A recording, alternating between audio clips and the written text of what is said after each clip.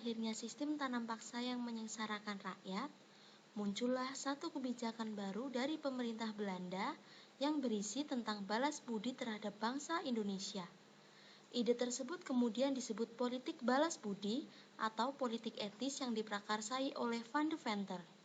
Munculnya politik etis banyak didirikan sekolah-sekolah hingga kaum pribumi mendapat kesempatan bersekolah yang hampir sama dengan bangsa Belanda. Dengan munculnya generasi terpelajar, bangsa Indonesia memiliki dorongan kuat menggalang persatuan untuk melawan kekuasaan Belanda.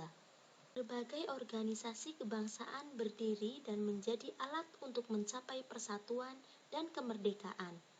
Berikut ini beberapa organisasi pada masa pergerakan nasional.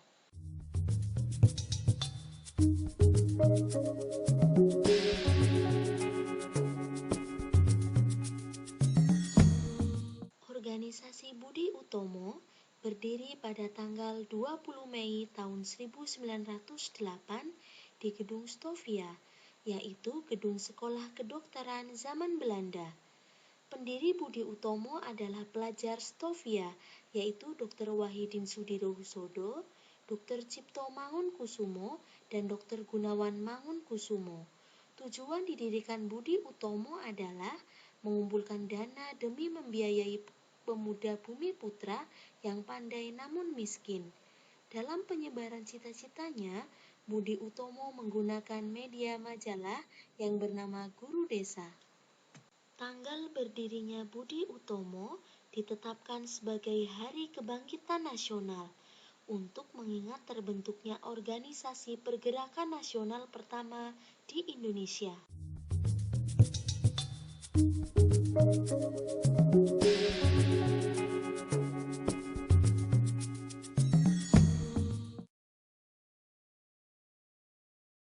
Indise Partai didirikan di Bandung pada tanggal 25 Desember tahun 1912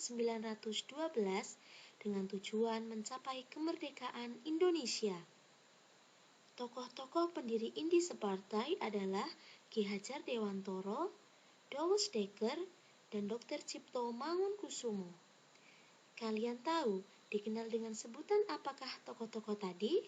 Ya, ketiga tokoh itu dikenal dengan sebutan tiga serangkai. Mereka berusaha menggalang persatuan rakyat di seluruh tanah air melalui media massa yaitu surat kabar. Karena keberanian para pemimpinnya menentang keputusan pemerintah Belanda, maka pada bulan Maret tahun 1913, Indise Partai dilarang untuk melakukan kegiatan apapun. Bahkan para pemimpinnya ditangkap dan diasingkan ke berbagai tempat oleh pemerintah Belanda.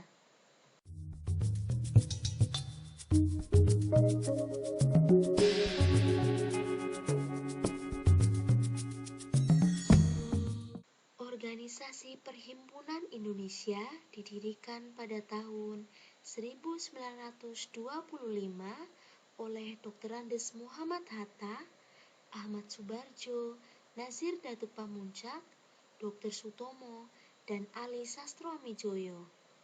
Karena perjuangan yang tidak kenal lelah dalam mengenalkan gagasan-gagasannya untuk kemerdekaan Indonesia, para pemimpin Perhimpunan Indonesia ditangkap oleh pemerintah Belanda. Perjuangan Perhimpunan Indonesia telah mempengaruhi organisasi-organisasi kebangsaan di tanah air untuk bersatu yang berujung pada dicetuskannya Sumpah Pemuda.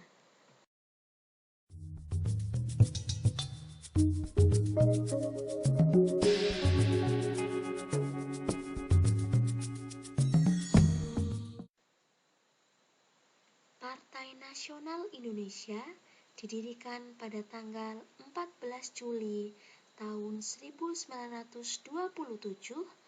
oleh Insinyur Soekarno, Mr. Sartono, Mr. Ali Sastroamidjojo, dan Dr. Cipto Mangunkusumo. Mereka mengadakan kursus-kursus, sekolah-sekolah, maupun mendirikan rumah sakit. Pemerintah Belanda menganggap kegiatan PNI adalah suatu pembangkangan. Tokoh PNI ditangkap, dan dihadapkan pada pengadilan negeri di Bandung. Hasil keputusan sidang di Pengadilan Negeri Bandung menyatakan bahwa PNI sebagai organisasi terlarang. Para pemimpin PNI tidak kehilangan akal. Organisasi baru segera dibentuk untuk melanjutkan perjuangan meraih kemerdekaan.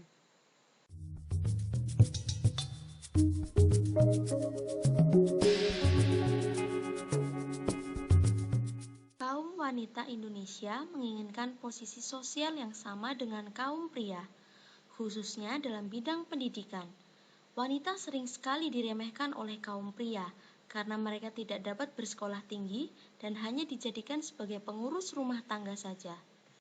Hal ini mengilhami dua tokoh wanita Indonesia, yaitu Raden Ajeng Kartini dan Dewi Sartika untuk memajukan kaumnya melalui bidang pendidikan. Mereka percaya bahwa dengan pendidikan, posisi wanita akan dipandang sederajat dengan kaum pria. Berkat kepeloporan keduanya, pada awal abad ke-20, banyak berdiri organisasi wanita yang turut memperjuangkan kemerdekaan dan memperbaiki kedudukan kaum wanita. Oleh sebab itu, mengapa kita sering menjumpai kaum wanita banyak mempunyai pekerjaan layaknya seorang laki-laki, seperti menjadi pegawai kantor, kondektur, masinis, supir, tukang becak, dan lain sebagainya. Itu semua berkat kegigihan dan usaha Raden Ajeng Kartini dan Dewi Sartika. Setiap tanggal 21 April, bangsa Indonesia khususnya kaum wanita merayakan Hari Kartini, karena pada tanggal itulah Kartini lahir. Tepatnya pada tanggal 21 April tahun 1879 di Mayong, Kabupaten Jepara, Jawa Tengah. Berbagai organisasi wanita yang berdiri pada awal abad ke-20 antara lain Aisyah pada tahun 1914, Putri Merdika pada tahun 1912, Wanita Utomo pada tahun 1920, Wanita Katolik pada tahun 1920, Istri Sedar pada tahun 1930, dan Istri Indonesia pada tahun 1932.